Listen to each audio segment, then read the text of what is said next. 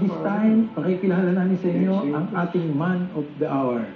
Ladies and gentlemen, mga kasabay, our guest for tonight is an accomplished banker, a distinguished lawyer, and a proud family man. All his 5 children are professionals in their own fields, and the youngest of which is pursuing her medical studies. He is an active Rotarian for over 23 years. He became president of his club in 1999 and served in various capacities as an officer of District 37 Ichiro until he was elected governor for Rotary year 2013-2014. Let's all welcome incoming District Governor Francisco Francis Rivera. Good evening, Gov. Magandang gabi sa inyo. Bati mo na tayo sa Magandang gabi rin sa mga nakikinig sa atin. Alam mo, bago ako dumating dito, tinawagan ko lahat ng aking mga kaklaseng gobernador sa buong Pilipinas at sinabi ko, kung gusto ninyong panoorin ako, kailangan mga before 7 nasa bahay na ninyo kayo. Kung may mga club inductions kayo, you have to leave or you direct them to get a TV and watch.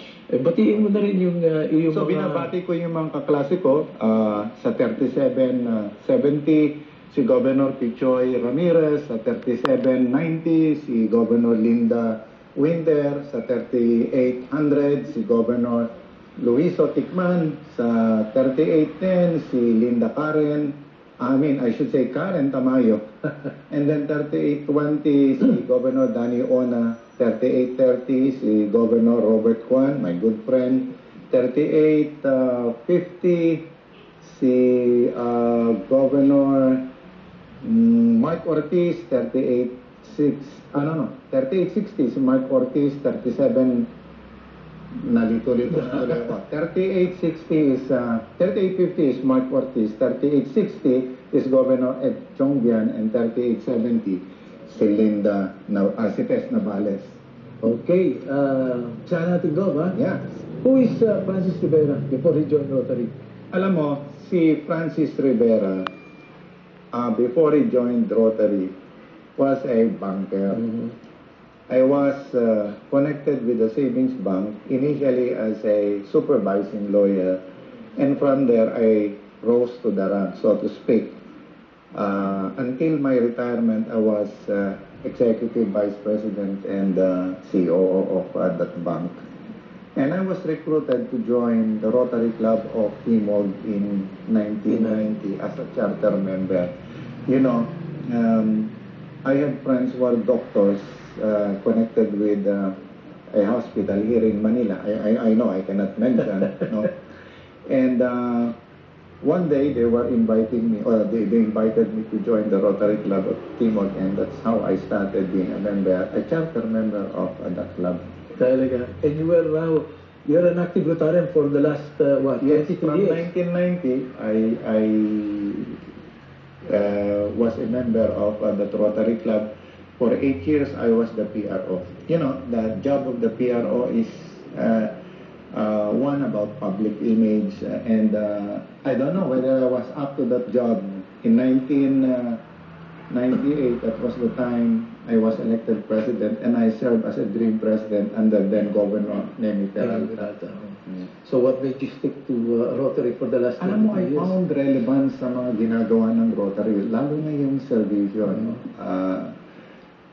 In 1992, my club was very active in medical missions.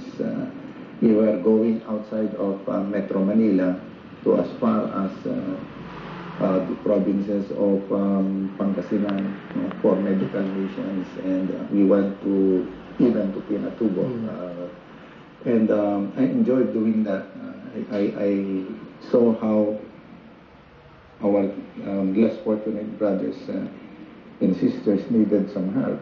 So we had a lot of doctors in the Rotary Club of Timog, and we were helping the doctors in our medical mission. And I think that was what inspired me to stay with Rotary. Ang lalaki ng projects nyo. My classmate, si Tom Guno, di ba? Yes. But Tom Guno is connected with, yes, he's connected with the Rotary Club of Ayala Heights. Ay, ngayon. And that club, the Rotary Club of Ayala Heights, if I may say this, is going to host the district turnover on June 30. Talaga, sa turnover mo. Yes, a turnover. And in particular, ang post natin dyan ay is another lawyer, si past President Roland Tan, who is from Isabela, by the way. Ngayon, ikaw na ang nasa timon ng District 3780. What is your plans and programs for the district? Ang ating gustong ipatupad ay yung mga RI Trust. No? Sapagkat dyan sa RI Trust, dyan din tayo kumukuha ng District Trust. Number one sa RI Trust ay yung membership. No? Mhm. Ang Rotary for the past 10 or 15 years